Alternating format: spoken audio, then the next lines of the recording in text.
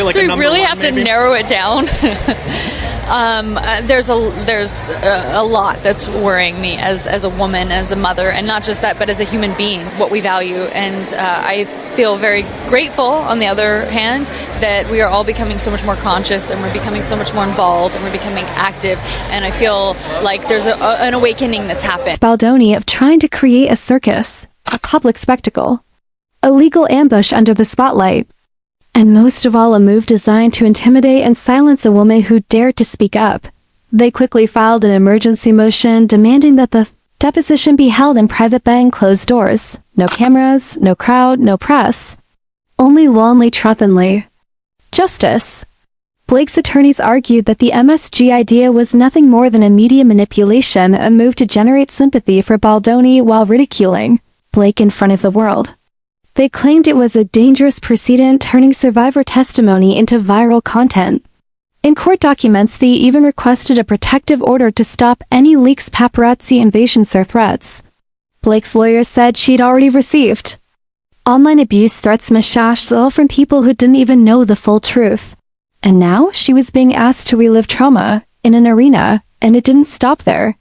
Baldoni's team also subpoenaed Blake's close friend Taylor Swift, dragging her name into a case she had no part in.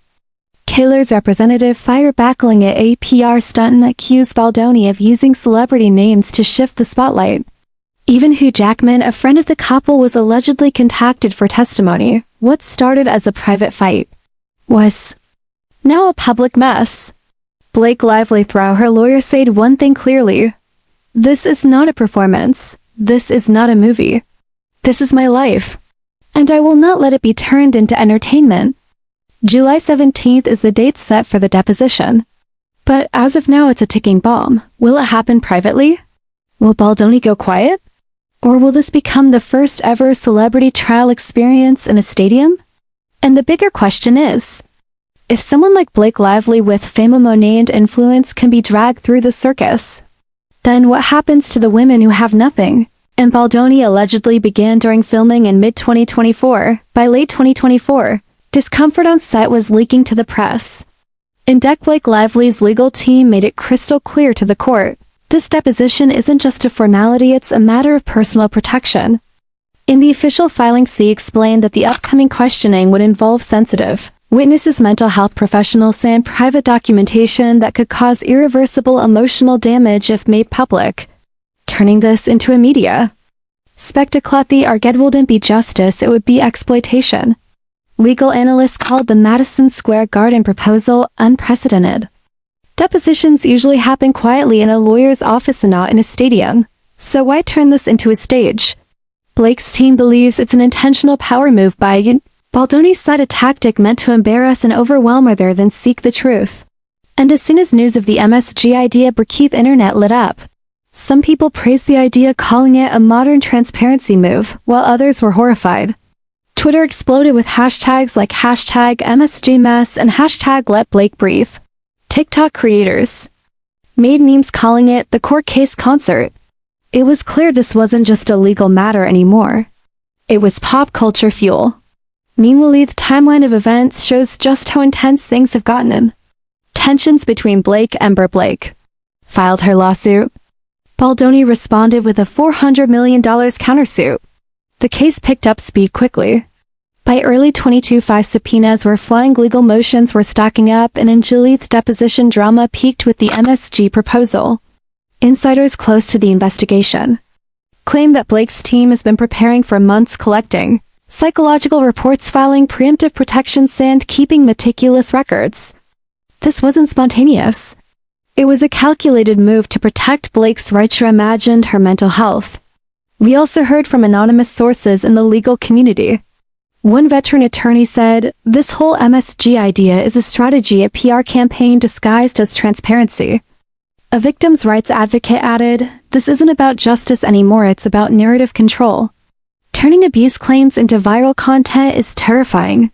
And things are only getting more intense. Blake has reportedly been harassed online, doxed by anonymous users, and followed by paparazzi outside her home. Her legal team has asked for a gag order protection from leaks and encrypted communication to keep her safe. Inside her home, the emotional toll is mounting. Ryan Reynolds, usually vocal and witty, has gone quiet in the public eye. Close friends say Blake hasn't been sleeping well. She's showing signs of trauma, including social withdrawal, anxiety, exhaustion. Family sources say their children have been kept away from the chaos as much as possible, but even they feel the tension. The media, of course, has jumped on every update.